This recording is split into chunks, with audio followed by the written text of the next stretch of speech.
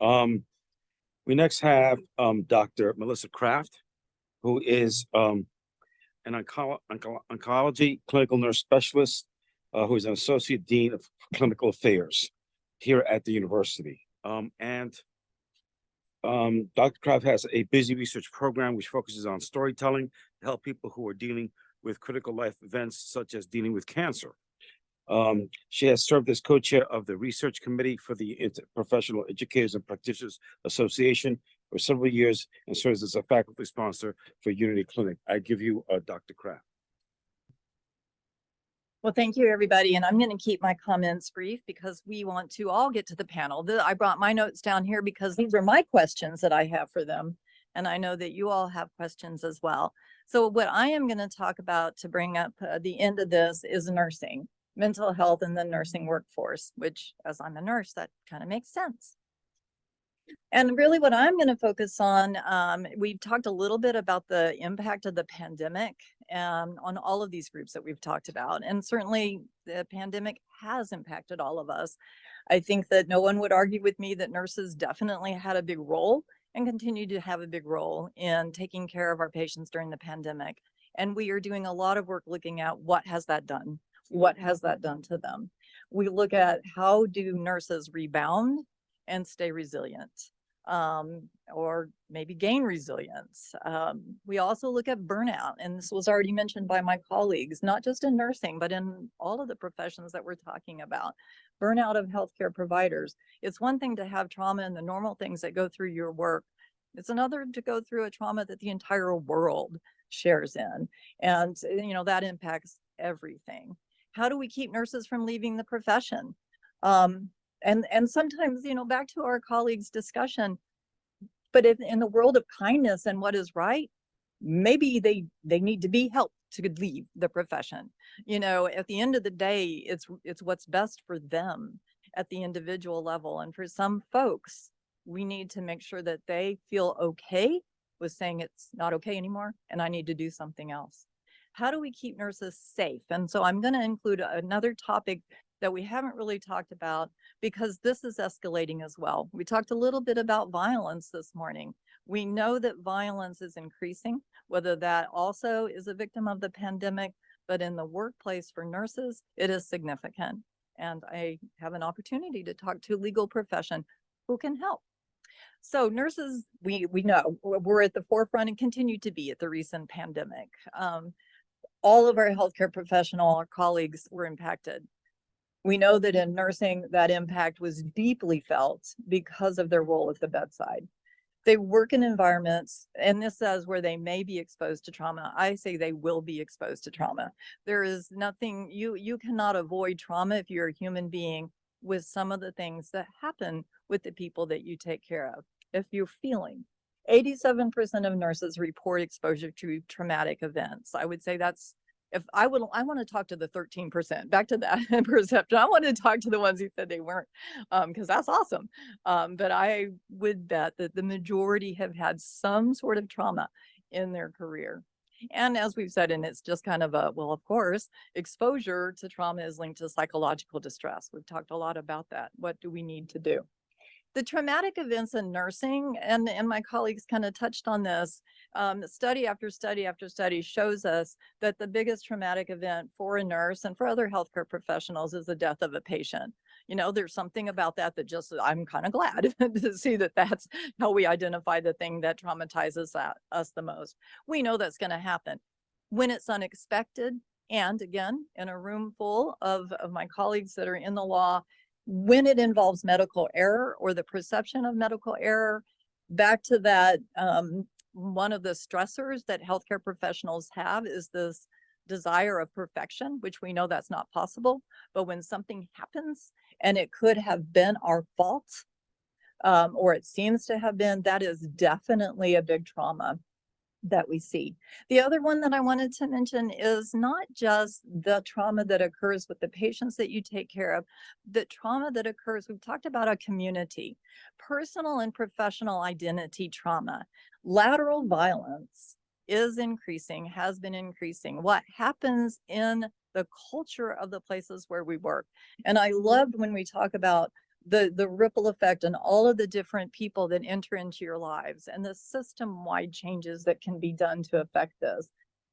But if we have a system that doesn't recognize that we are being incivil and we are creating trauma within the workplace, then we will continue to lose people because they're not getting the support that they need. And then we know that trauma is worsened when it's accompanied by fear, helplessness, and horror. Horror is usually related to the event itself. Fear and helplessness is related to the culture around the event and what people are empowered to do about taking care of themselves. So just real quickly, a few more statistics. I know you've seen a lot. The American Nurses Association looked at a 2-year impact assessment specifically on nurses, and nursing students were wrapped into many of these surveys.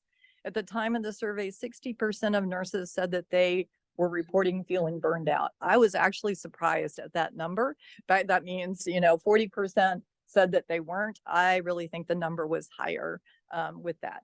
75% report feeling stressed, frustrated, and exhausted.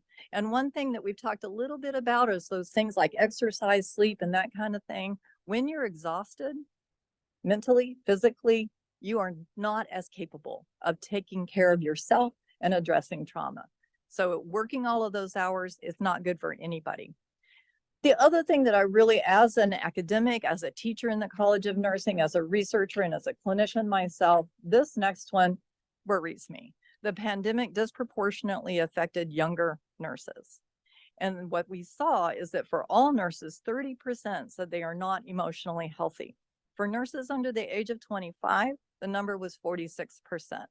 Almost half of our younger nurses said that they are not emotionally healthy.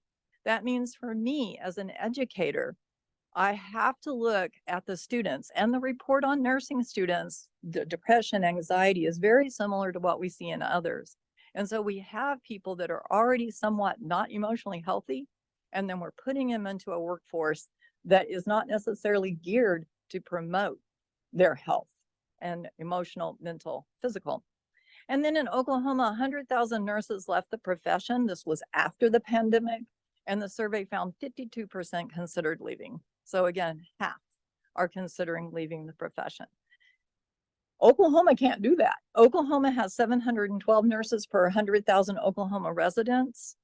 We rank the state 46th in the nation with that. As we all know, we rank about that in all of our healthcare outcomes. To just give you an idea, the average national average is around 925 nurses per 100,000. We can't afford to lose any more nurses. So wrapping this up, what do we do? Our colleagues mentioned a variety of coping. Nurses are very much the same. I just want to emphasize that the number one coping mechanism, positive coping mechanism that was reported in the literature is social support. But what I want to say on there is that social support, debriefing, those kinds of things, they are helpful. They are not going to be helpful and not used if they don't come from a person who the individual feels knows them. So that's why nurses go to other nurses for support. They go to nurses in the unit that know what is happening to them. So we have a lot of resources, and we can't look at a system and say, oh, look at all these resources that are available for people. They should be okay. Well, they're not going to be okay if they're not going to reach out and use them, and if it's not going to be meaningful to them. So equipping our own peers on how to help each other. I loved that, lawyers helping lawyers, because that is very important. And then the negative coping mechanisms are there in nursing as well. And it just makes sense that continuous exposure to stressors and inability to cope is not may, it will resort in some sort of psychological disorder, which we also don't do a great job in helping people identify and say, I'm struggling. And then safety. I just want to end again on talking about safety. We've talked about mental health. Physical health is, as we've talked about, very linked. The sense of being unsafe, whether that is unsafe physically, emotionally, or mentally, is something we have to address. Likelihood of healthcare workers being exposed to violence is higher than prison guards or police officers. My daughter is a nurse. She's a regional manager over 6 prisons in the state of Oklahoma. She feels safer in those prisons than she did when she was working in a hospital. And that is a sad thing, but it is true. Healthcare workers make up more than 75% of all workplace violence. 1 in 4 nurses report having been assaulted at work, and I think that number is actually a little low. I think it depends on your definition of assault, and I think it's the reporting that's included there. So to prevent and reduce violent incidents in healthcare, we have to have a comprehensive workplace violence prevention standard, which there is some legislation that's gone forward with that. But as we know in this room, in order for things like that to work, they have to be adopted, they have to be enforced.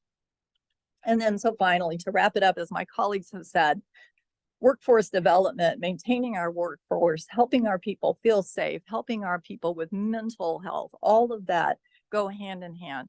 We have to have those strategies that work.